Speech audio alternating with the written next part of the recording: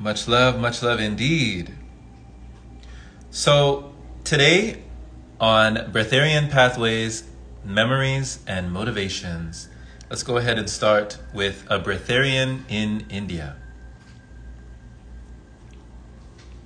Years ago, a friend of mine dreamed of a life we had shared, where I had been a Breatharian in India. Her unspoken of visions were confirmed by a psychic she later saw. At the time, her sharing of this meant little to me, for nothing registered inside, as it often does when words of truth are spoken. Still, I accepted her visions as a truth for her and let the matter slide, preferring as always to live fully present in each moment rather than in the past. A few years later, her visions were confirmed. 2005. I am lying on a table in front of an Aboriginal healer. It is time to release the limitations of my past, to stop repeating patterns of death that create sadness and shock around me. The vibration of cancer that every human being carries, and that is usually controlled by a strong immune system, has grown in my body and needs to be dissolved, or dissipated back to a less life-threatening state. I am writing my book, Harmonious Healing in the Immortal's Way, recording my journey of healing this disease as it is unfolding. For I know that when done, the book will be of great benefit to others. The research synchronicities are astounding as I meet the perfect people along the way, including the Aboriginal man who stands now at the head of the massage table, his hands resting lightly on my temples as his soothing voice takes me back through time. He is searching for the original point of experience where I set up the pattern of dying. Via the emotions of sadness and shock, once released, we can exit when a life is complete in a very different manner. The idea of dying of cancer, this current life, would send shock and sadness through those who know me. Shock that a person living on prana could die of cancer, and sadness in the ones who truly love me. Yet, there are patterns of energy from the past, and cancer is just a genetic limitation, both of which I intuitively know can be cleared. Flow with the currents back through time, his inner being tells me. Go now, where these feelings first became associated with the dying process. I am free-falling now, floating effortlessly, weightlessly, and slowly the visions begin to consume me, rising up from deep within me, along with feelings so real. I am bending over in a stream washing clothes. The sun is high, mid-afternoon, and I stop to rest a while, to stretch, for my lower back is hurting. My limbs are dark, long and dark in color, and my simple sari is wet and cooling. A long gray plait rests over my shoulder, my hair uncut yet bound. My skin feels good, old but healthy, and I notice the familiar emptiness within that comes to a body that no longer takes physical food. I am a Breatharian.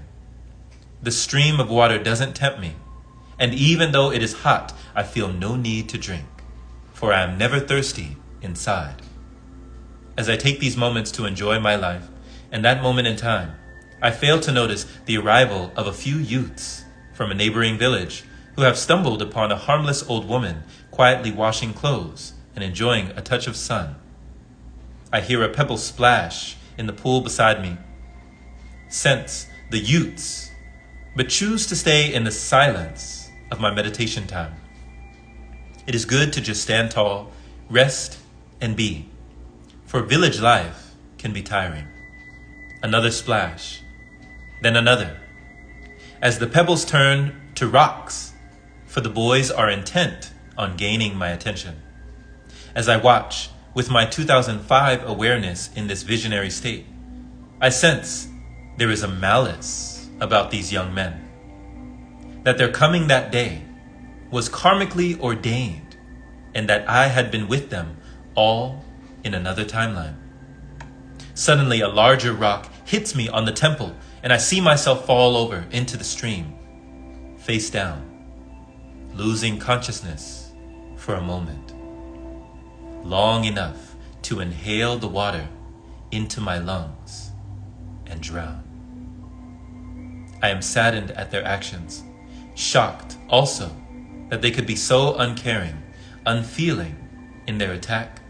For as a simple village woman, our paths had never crossed, at least not in this life.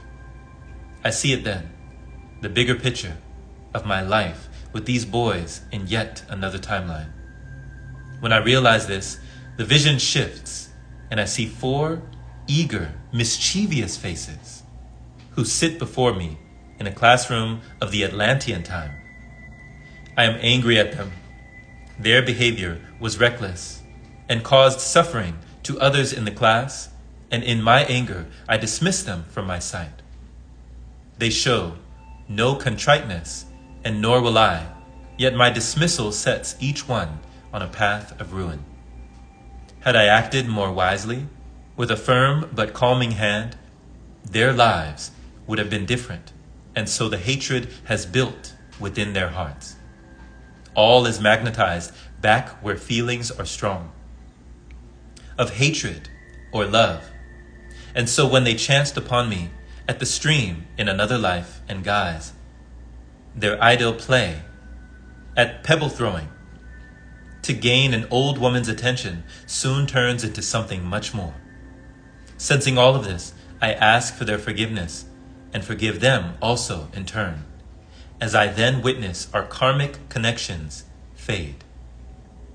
I sense the guiding light of the Aboriginal healer who has entered into this shared visionary state. I sense also that on a warm spring day, it was deemed for the 68-year-old Indian woman to die. My choice in this vision now is to drown with feelings of shock and sadness, or to rewrite the script and release the hold and pattern of the past. Rewrite the script, the healer whispers, and so I see myself still standing strong, for the forgiven youth had no need to come that day. I had asked for their forgiveness as a teacher in the past, and it had been granted, and so the energy ties between us had become unbound. Still connected to the visionary realms, I focus back on my life as this Indian woman, and with peace in my heart, I sit as her on the banks of the stream and enter into silent meditation where I accept it is my time to die. And so I peacefully allow my spirit to rise up through the crown chakra to leave this earthly plane. As I rewrite the script of this time, I see angels and spirit guides surround me, plus the one who I later realized was my husband at the time. With the script rewritten, I knew that the pattern was broken that would influence my passing in this current life. And yes, I had been a true Breatharian in that life, a simple Indian woman whose heart had been filled with the love of life. And so my friend's dream had been confirmed. Via Jesus, I had been introduced to the power and the way of love. In Cathar country, I had set in motion prayers to be free of the burden of needing physical food in life and the limitation that this brought. And in India, I discovered that somehow my prayer for this had been answered, and this was enough for me now. Insights. Modern day media. As the years unfolded from 1994 to early 2000, so did my work with the global media as I fulfilled my commitment to these beings of light who had motivated me to become public. Saint Germain stayed with me for the first few years, arranging every interview as journalists found their way to my door. No sooner had one interview via radio, magazine, or TV, been complete when the phone would ring again. I never sought out this media attention, nor would I have ever known where to begin. All it took was for me to say yes, and then it all began. Many of the media interviews we did were with such loving, aware, supportive journalists, as I had told Saint Germain clearly, if I do this, then you have to promise to only bring me nice journalists. And so he did. What I forgot to ask for were nice and spiritually aware editors who I often later found were only interested in sensationalism rather than good education as to how this may be possible. Still, we persevered, for holistic education is the key to the removal of ignorance on earth. This meant I also needed to be educated into understanding more of the science behind the ancient yogic practice of living purely in a healthy state from the cosmic force of prana. Still, no matter how much research I did, no matter how many people I found who also lived on prana, from the Russian breatharian Zenaida Baranova to the German biochemist Dr. Michael Werner, to the Qigong masters in Bigu, or the solar gazer Hira Ratan Manek, or Prahlad Jani in India, to name just a few, I soon realized that some people are not open to being educated into a field of possibility that they just cannot accept as a truth. To some, I would remain deluded, and thus dangerous, in the possibility that I would delude others. And thus, in Germany, on the Hans Meiser TV show, and also with 60 Minutes, I would find myself in a hate-filled atmosphere, experiencing the destructive power of a media determined to destroy the preciousness of the way of love. While Saint Germain had helped me release the pattern of being a martyr, and while we live in a time where crucifixion and burning are no longer allowed, the bringers of light are still and can still be crucified by the media. Or can they? Things are rarely as they appear, and while my dealings with some of our less enlightened media have certainly left me humbled, those witnessing these media flows have astounded me in the strength of their support and reaction. We began these sharings with the why motivation. How it was Saint Germain who invited me to become public with the prana as nourishment reality, and the invitation to liaise as lovingly and wisely as I could with the global media. I like that word, liaise. Hold on now, liaise. To establish a working relationship, liaise. As I've heard of liaison, it's very fancy. I like that, Jasmuheen, very fancy. Liaise. I need to add that to my arsenal. Can we add that? Let's add that to the spectacular vernacular. Let's add that to the vocab. Liaise. And the invitation to liaise as lovingly and wisely as I could with the global media. I know that this was because our global media can change consciousness and awareness on our planet so quickly in ways that can separate and divide us, or unify and strengthen us. The media is a powerful tool. The movie Avatar being a case in point, in 2 hours, it opened our global awareness even more to the beauty and sensitivity of indigenous ways. I think she's talking about the James Cameron Avatar, not The Last Airbender. Showing how mankind and nature can be, and are, inexplicably linked in ways that can be beneficial to both. The movie showed the beauty of extraterrestrial life. Instead of promoting the idea of aliens determined to take over our planet, which is often the movie world norm, instead, Avatar turned the tables and showed the destructive nature of men, bent on power and greed, who do not yet possess the eyes to see the ears to hear, and the hearts to feel the way of love.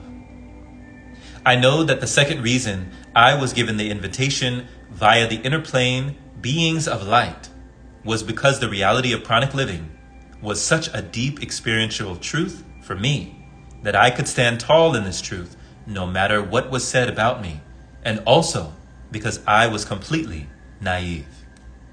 As Saint Germain once told me, my naivete has been my saving grace. Probably mine too. When I began this public journey, for some strange reason, I believed that every human heart was open to the way of love, and if they hadn't experienced it yet, the way of love and love itself would always conquer all. This belief that I had then and still retain today, obviously, come to me as I sat in the presence of the Christed One 2,000 plus years ago, and as I lived the way of love later in Qatar country. Before I share the following stories, I wish to say that I have dealt with many amazing people from our global media, people full of integrity, some of whom have literally risked their careers to portray our work as realistically as possible. These ones know who they are, and to them I give a huge thank you for your insight, love, and staunch support. After my initial reluctant yes response to Saint Germain to be involved in media education, since becoming public with this reality, we have done countless radio, newspaper, television, and documentary interviews all over the world, reaching nearly 1 billion people with this reality. It was only after Verity Lynn died in Scotland that our work with the media became nearly unbearable. Yet, I wish to include these stories here as people have asked me to elaborate on these things for a long time, and both experiences strengthened my faith in human perception and the intelligence of a viewing audience. Insight. The media circus continues. It is 1999. Whew, I was 9 years old. The garden outside my Brisbane home in Australia is crawling with paparazzi-type people. Hungry media, intent on scooping headlines, hoping to add another layer to the news that a third person has died around the 21 days process. A process that so many others have lovingly managed to undergo without fuss or fanfare. My heart grieves for Verity Lynn's family, for even the loss of one life can be so tragic. And now there have been 3. Part of me is angry at my inner light plane or my inner plane light being friends. Surely they could have prevented this. Regardless of the fact that a metaphysician may know that when a person's time is up, it is up. And that even though a body may die, we still exist as a stream of consciousness, regardless of all of this. Losing a loved one is a hard burden to bear. I know that this slight anger I feel is unreasonable, as the inner plane beings see us as masters in form and encourage self-mastery and self-responsibility. They are here to guide if required, not to save us or rescue. As I sit in deep meditation, ignoring the repeated knocking on my door of various media people, the energy in the house is prickly, static, and full of fragmented spikes as the result of millions of psychic spears of negativity and hate being beamed my way. Jasmuheen is a murderer, they scream silently. We all know you cannot live on light alone. You're a fraud, deluded and dangerous. You're killing people with this falsity. And so the thought forms go on, beaming in, passing through space and time to deliver their anger, their sorrow, judgment, and hate. My home has gone from being a peace-filled, love-filled ashram to a pulsing hub of negativity that is beginning to overwhelm us all. In desperation, I cry out in my heart and mind, "House, shield yourself!" And suddenly, all the buzzing stops. I feel simultaneously overwhelmed with relief and also amazement. Relief that the negative transmissions have stopped, and amazement that the command worked so quickly, as I now see energy grids rising up out of the ground, as the house acts like a Star Trek spaceship and immediately shields itself as commanded. Requests for interviews are pinned to or shoved under the front door as my secretary simultaneously screens the myriad of phone messages. But what can I say?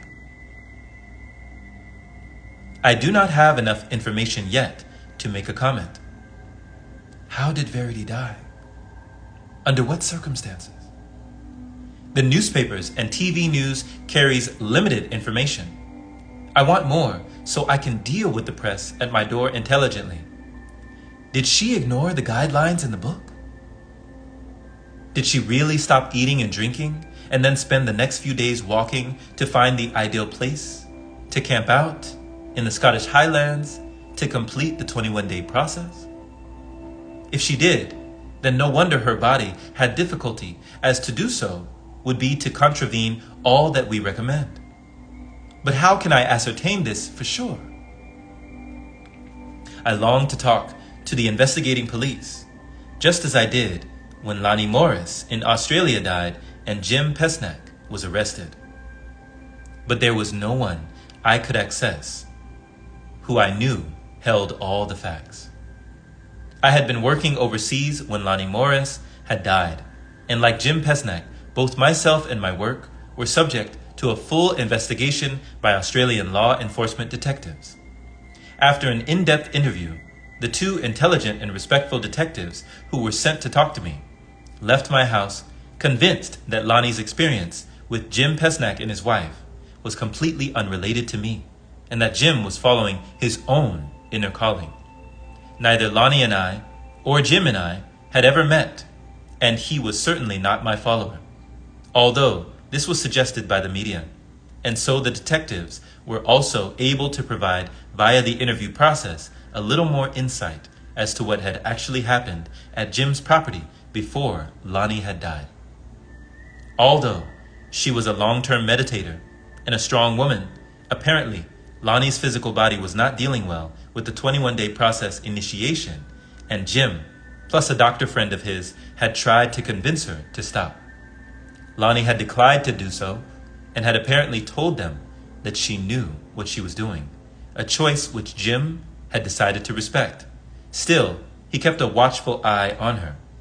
Jim had also told the police that on day 7, when it was her time to drink a little water, with maybe to take a small amount of orange juice in it. Apparently, her thirst led Lonnie to drink nearly a liter of pure juice in one go. Many know that this is not something we should or one should ever do when breaking a fluid-free fast, and some think that this act alone may have made her system collapse. All I knew was that after Jim had called the ambulance, Lonnie had she was taken unconscious to the hospital, and her family had later made the painful decision to take her off of life support, as she had sustained too much damage to her system. Was her system collapse caused by the sudden drinking of too much juice? Should Jim have supervised this to make sure she did as the original guidelines for this had dictated? Was it something else that occurred at Jim's property that caused this problem with Lonnie? Or was it just her time? All of this would now be for the court to decide. Still, I felt so sad at Lonnie's passing, and more so for her family, as losing someone we love is never easy. I also found myself feeling concerned for Jim and his wife, who had both been charged with manslaughter. It was already hard enough for any of us who were involved in trying to educate the world about this possibility, and now, with Lonnie's death, it would be just that much harder again. Still, a woman had died. Answers were needed, and everything was being diligently investigated. Yet given the situation, would Jim even get a fair trial? As the judge later said, when sentencing them both to jail, Jim and also his wife should have tried harder to stop Lonnie, regardless of what she said she had wanted. As the detectives left my house that day, I realized that the facts of what actually happened were again much too unclear for me to comment to the media, who had begun to report on it all, saying that it was my fault that Lonnie Morris had died. Because what Jim and I were claiming, so many believed to be impossible, and Lonnie's death was proof of this. Yet all I knew that day was that Jim Pesnack and his wife were now facing trial, and I had again been tried by the media, but thankfully cleared by the investigating police. As someone once said to me around that time, you cannot blame a car dealer if someone buys a car from another unrelated dealer and then gets into the car, which crashes, and so they die. Would you close down all car dealers and stop car manufacturing if this happened? Or would you provide better car driving education programs so that people understood the car's potential and drove safely? It was an interesting viewpoint for me to hear. Should there be a test that people should pass before they could do the 21-day process? If so, who would administer this test? Wouldn't this then defeat the idea of self-mastery and self-responsibility that we have always promoted? The 21-day process, as far as I knew, was completely safe if the guidelines were followed. Channeled through from the beings of light, many had transitioned through this initiation safely. But not Lonnie Morris, nor the young man in Germany before that, who had died from an epileptic fit and the consequent blow to the back of his head that he sustained while in the hospital. He had also been living on prana, a fact that was blamed at the time. Again, it was nearly impossible for me to get clear facts as to what had happened with this young man because there was no media coverage at the time. It was also quite a while till I knew of his passing. His was the first death. Lonnie Morris was the second, and now another media storm was brewing with the death of Verity Lynn. People who have lived, safely on prana for some time will still eventually pass. And so I also wondered then if I would be blamed for that when the time came. It also made me think how much good holistic education would be required before people could accept this possibility of pranic living that could be so good for our health and global resources. What else could I do to educate people so that the fear would disappear from around this topic and people could see all of the benefits that this freedom of choice can bring? These were also the things that I was thinking when 60 Minutes came to call. We'll go ahead and we'll stop there. As we become more aware of what is self-care. Much love. Thank you for being aware. Thank you for being there. And thank you for listening. My friend, thank you for listening. These have just been a few more readings as we've been proceeding. Some wisdom of the ages from some of today's modern sages, this time with Jasmuheen on these pranic pages. So if you want to check out the pranic pages, you can check out that playlist, and it is on YouTube there. It's just called the Pranic Pages. And you can definitely check out the website that we have for you with multiple readings, multiple audios, multiple videos, and lots of content for people interested in pranic living, Breatharianism, living on light, this consciousness in particular. That website for you is called patreon.com/pranicpath.